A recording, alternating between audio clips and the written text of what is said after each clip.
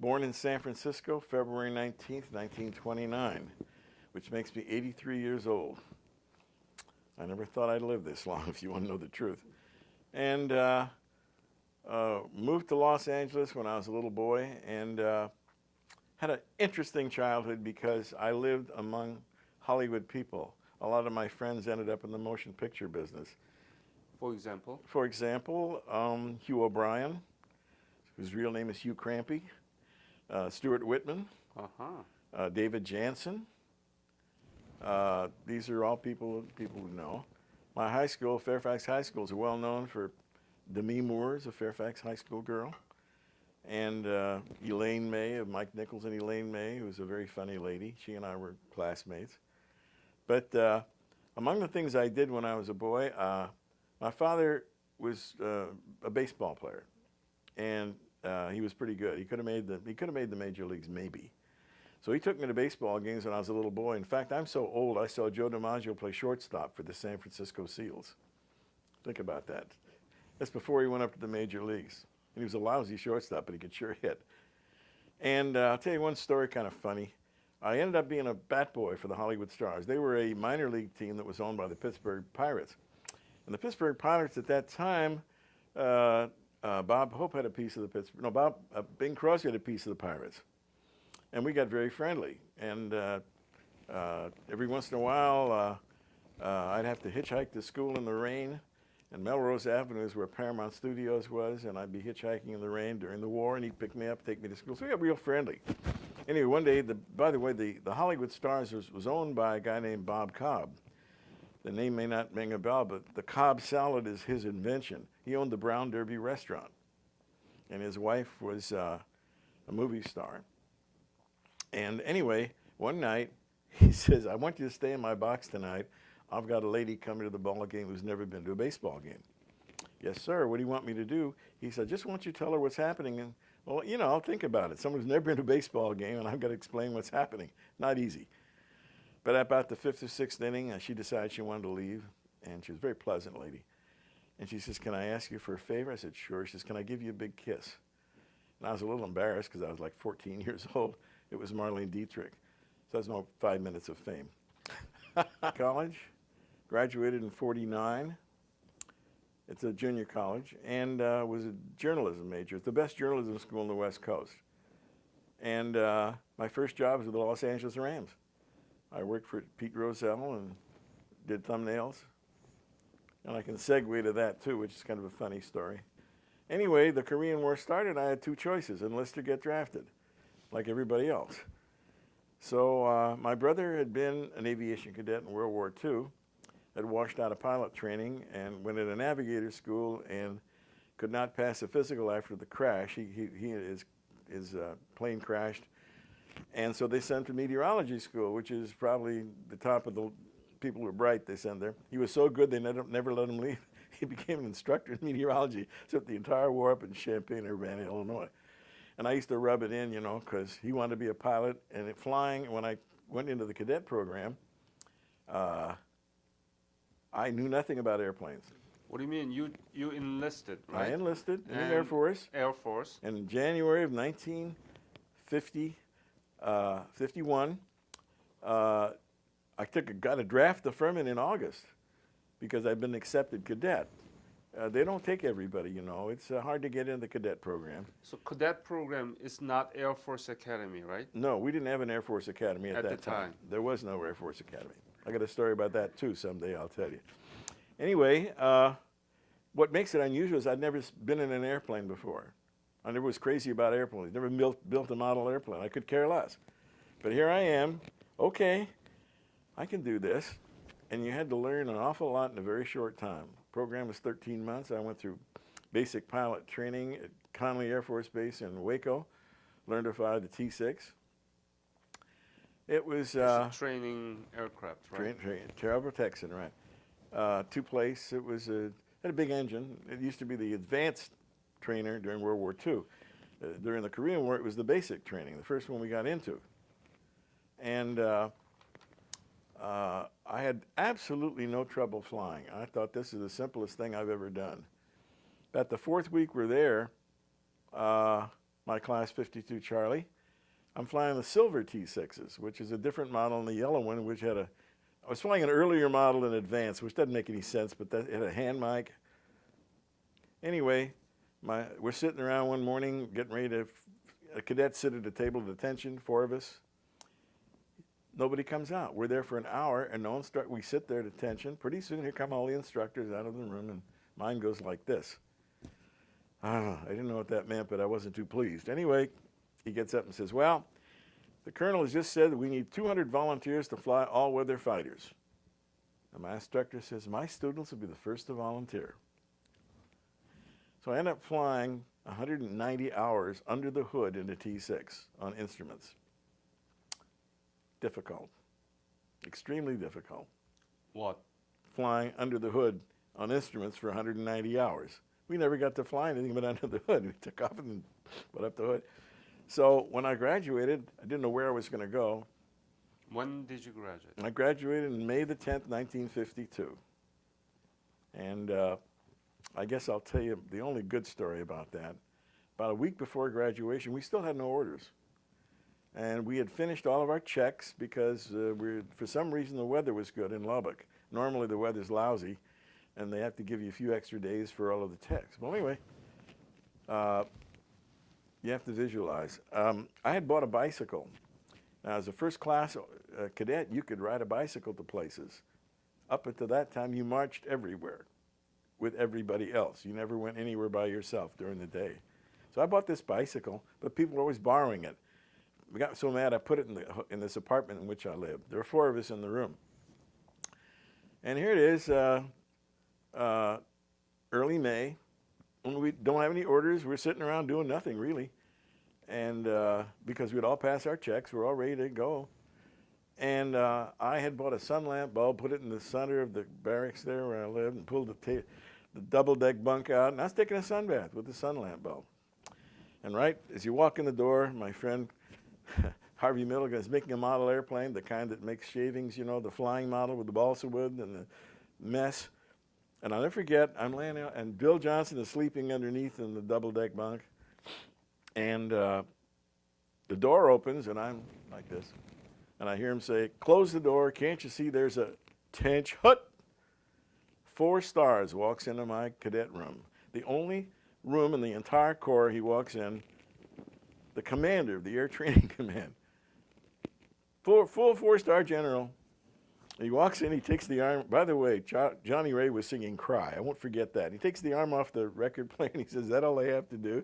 He walks into the bathroom where we hadn't cleaned, and we're going to graduate, don't you understand? We're ready to roll, baby. And he says, why is that bicycle? What is that doing here? Whose bicycle is that? It's mine, sir. What's it doing here? Well, the 3 answers you give, right? Yes, sir, no, sir, and no excuse, sir. I said, no excuse, sir. And he says, why is that bed out in the middle of the floor?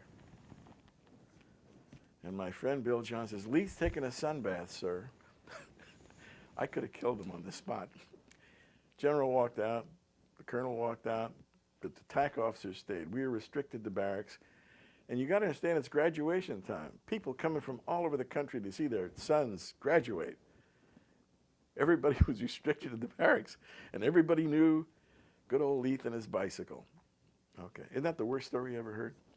At that time, it was the worst single day of my life. I want you to know that. So, why did this 4-star general stop in your Spot, just wanted to check out inspection? the cadets. Yeah, just 4-star general? 4-star general, commander of the Air Training Command.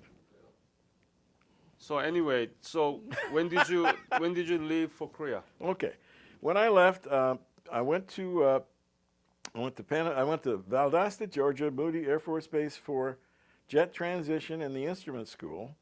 Then I went to Panama City, Florida for F-94 training. It was an all-weather fighter, pilot in the front, radar observer in the back seat, okay? So my RO and I were crewed up together, Charlie Trebecki, and we got 2 weeks travel to leave, and went up to what's the base? Travis Air Force Base to go overseas. And what makes it unique is that you had to check the bulletin board every hour to see if you're on the trip, you know. And one day, I guess it was the second day I was there, Lieutenant Lethe called the Red Cross. So I called the Red Cross. My mother was in the hospital with a heart attack. I went home on emergency leave. Stayed home for a week. She got better, got back. Of course, they didn't hold the plane. The plane with my RO and about 6 other crews went. My orders were FEAF, Far East Air Force. Okay. So now I go by myself. I mean, I'm the only 94 pilot. We get there went to Honolulu and then went up to Wake Island and went over to Haneda. And I went into the meeting. We had a meeting with about 200 pilots. There's a sergeant up on the stage. Says, "Okay." In Japan? Yeah, it's a Fuchu. An all-weather interceptor pilot is crewed up with a radar observer who sits in the back seat, who runs the radar. And we're out on the alert hangar, and if something the radar picks up that is not ours, if it comes from the north, we know it's not ours, right? We scramble towards it. It didn't matter, day, night, soups, whatever the weather was, didn't matter. And they vector us to the target, and we try to pick it up on our radar. And every time I got close, the Yalu River, they recall me. You went up to the Yalu River? Yep, and got recalled. Go home. With the one fuel tank? Yeah, well, I had plenty of fuel. We had plenty of fuel, no problem. We could get 2.5 hours out of the airplanes. It wasn't bad. But it was an interceptor. We didn't fly air to ground. We didn't fly in the daytime. We flew at night and in weather, and whenever something's coming in that was unidentified, that's what we did. It was purely defensive. Is there any occasion where that you end up intersecting the... Well, I had one that was very hairy. The Soviets had shot down one of our B-29s. It was... oh, yeah.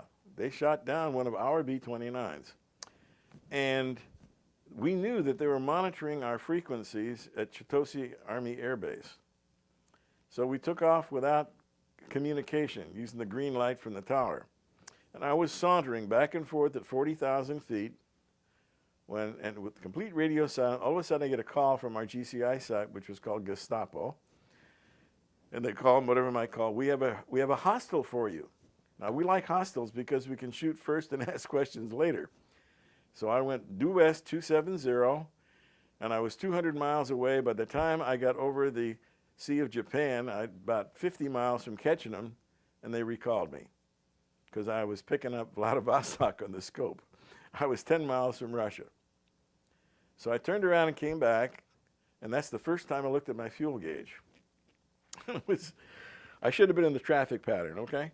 But because of 38 or 40,000 feet, I just stop-cocked it and glided about 80 miles, got an air start, and came in and landed, thought nothing of it.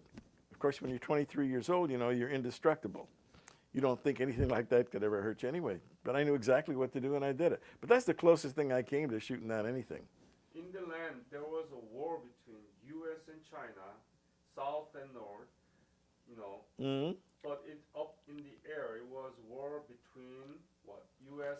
and whatever else. We didn't know, except they had red stars on the airplane. So Soviet? Could be. What do you mean you didn't know whom you were fighting against? No, we just look at airplanes. If an airplane comes down, it's not ours. We're going to shoot it. Who were in the up air in the enemy side? Soviet Union. They had some pilots there. They were training them. Right. Everybody knows it.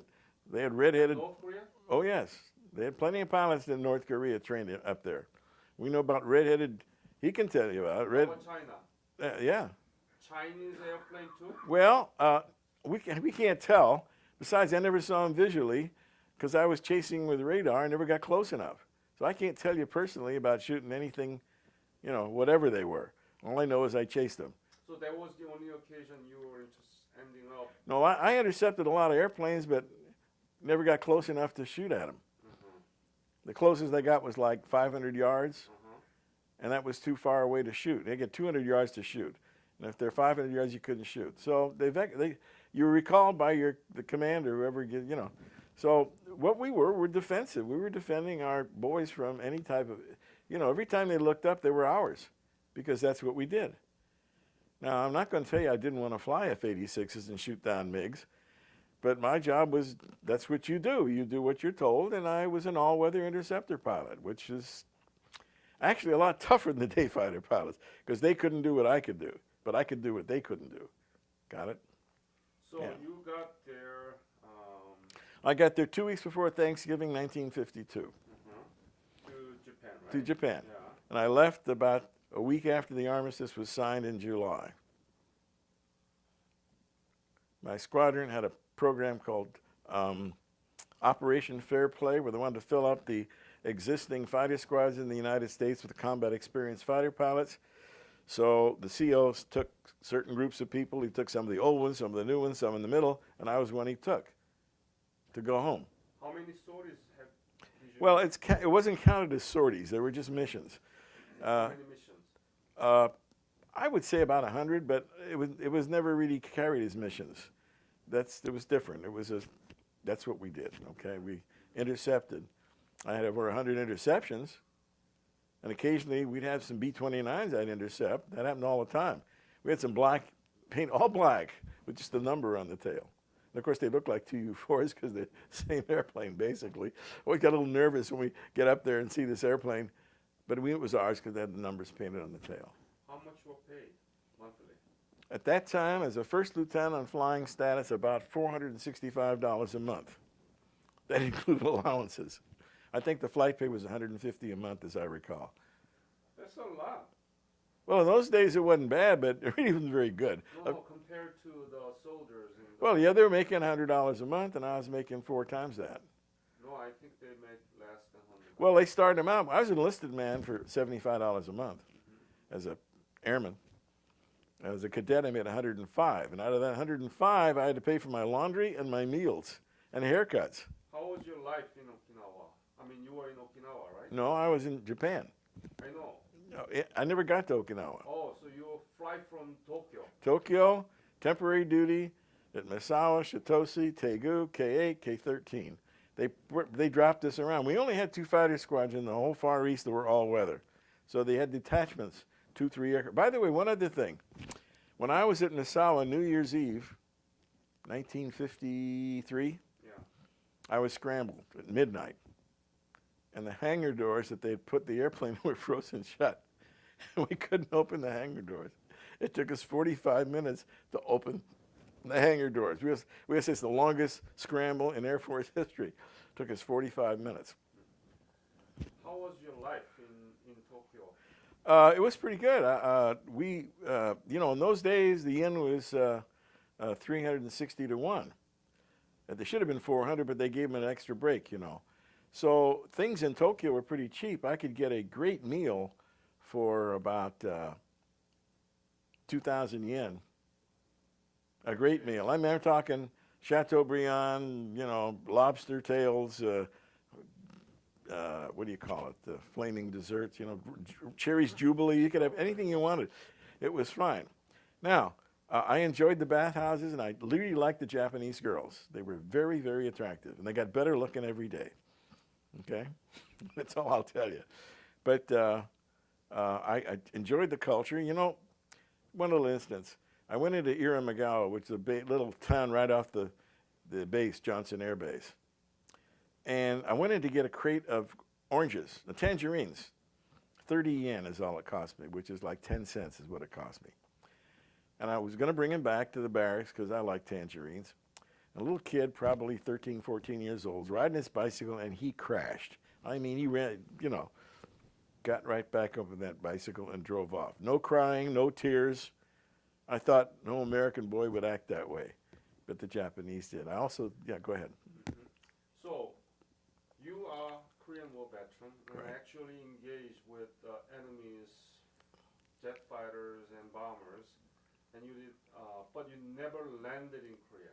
Yes, You did? I was temporary duty. That's what TDY means. Okay. Temporary duty. Yeah, I flew out of there. I never got to see any of the Where town. did you, Daegu Yes, and K yes, what? 13. 13. Yes. Which is Suwon. Suwon. Yeah. So what did you do there? I scrambled. Oh, maybe 4 or 5 days at a time. We'd be there 4 or 5 days, and they'd send me back to Johnson Air Base. And, this went on the whole time I was there.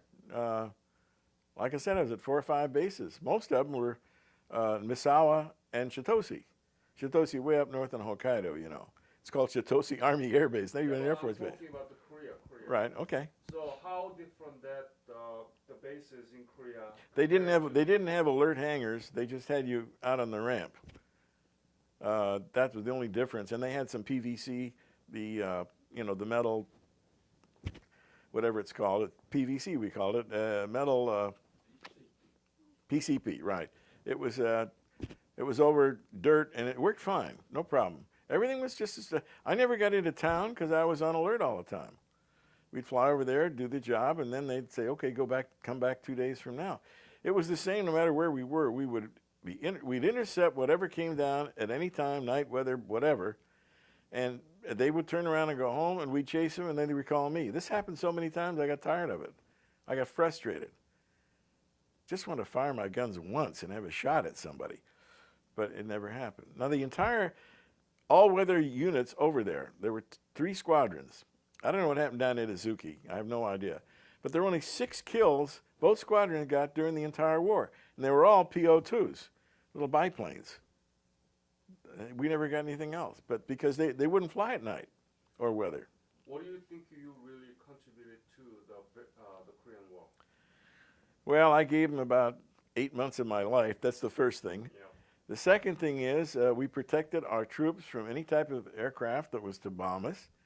And my morale was good because we were very helpful. We did a great job. And frankly, it's a Korean victory. It wasn't anything else. We had them beat pretty bad. And an old man, Will Rogers, who died in 1935, once said it best: "The United States has never lost a war or won a peace." What is the overall impact of your service during the Korean War upon your life back in the United States? Good thinking. Well, I learned to be a really good pilot. I've had people tell me it's the best pilot they ever flew with. I'm not I'm just telling you what other people have told me. Mm-hmm. Had one guy says, "I had to fly with you before you get out." And when he got down, he says, "Yeah, you are the best I've ever flown with." I was good. But it was so easy for me. All I can tell you is I didn't have to work at it. You're born to be a pilot. It just happens. Sometimes it happens. That's all I can tell you. But when I left there, I got back to Cape Cod. And I flew a different airplane than F-94C, which was a much better airplane. I ended up the test pilot, squadron test pilot. I was an instrument examiner. I used to give the base commanders his check rides, and took planes out of out of inspection for, to release them. And I would have stayed. I loved the Air Force. It was the most fun I ever had in my life. I could tell you a story about the Air Force Academy. My degree is journalism, which you already know. So one day, the base commander at Otis, which was in Massachusetts, called me and says, "We got a problem. Come here." So he's a colonel. He says, "We have the governor of Massachusetts and the Air Force Secretary of the Air Force going to be here tomorrow because they're looking at Otis Air Force Base as a site for the Air Force Academy." And I said, "Okay, what do you want me to do?" He says, "Well, the reason you're here is the base information officer is transferred, the wing information officer is on leave, you're it." So here comes this great big blue Cadillac limousine first thing in the morning, and I've got all these papers he handed me the night before showing the salient features we have of Otis Air Force Base. So I sit in this big Cadillac, and Governor Christian Hurd is about 9 feet tall, and the Secretary of the Air Force is just about as tall as he is, and I'm in the middle. I'm saying, over here we got this, and 9 feet. well, not that big, but pretty big, 6'5", okay? Big guys. It wasn't built in 1955. But there was Air Force Academy. No, it was being built. There was West Point and there was Annapolis, but there was no Air Force Academy in Colorado. In Alabama, Craig was like that. I mean, they had a lot of. That's where the Staff and Command School went. Was in Craig, Montgomery, Alabama, but there was no Air Force Academy at that time. Okay, so that means might be a cadet school. Maybe, but there was no physical building. They called me in about 3-4 months before my separation, which was in May, and they said, "We're going to give you a regular commission and promote you to captain. And by the way, the squadron is going to Thule, Greenland." And I said, "Without me, sir." And they got really upset.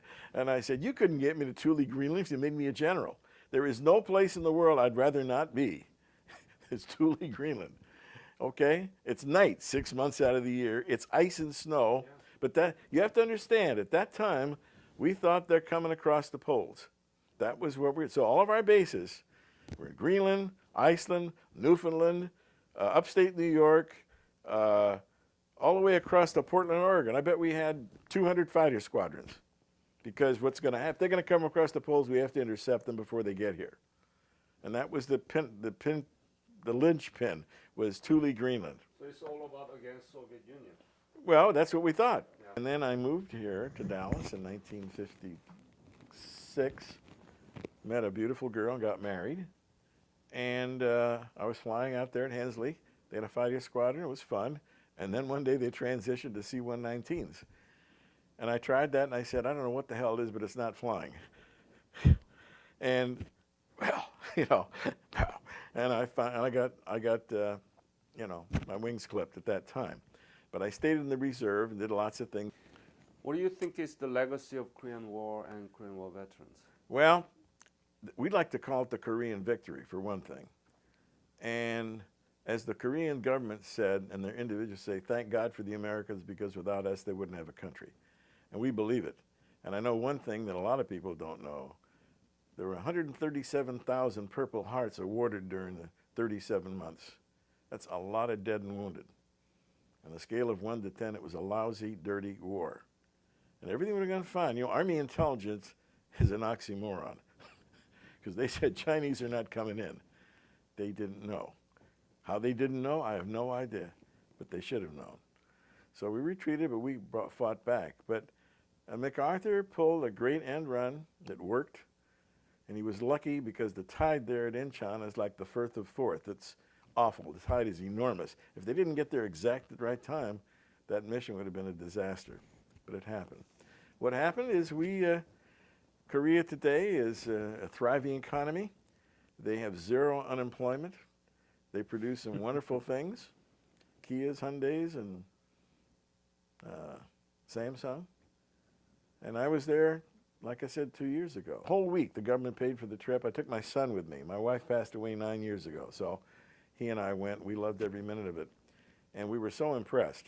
But I was going to tell you about the young lady, high school senior, who was with me one day. And I asked her what her normal day is like. She says, I have to be at school by 8. I said, what time you get home? She says, 11 at night, 6 days a week.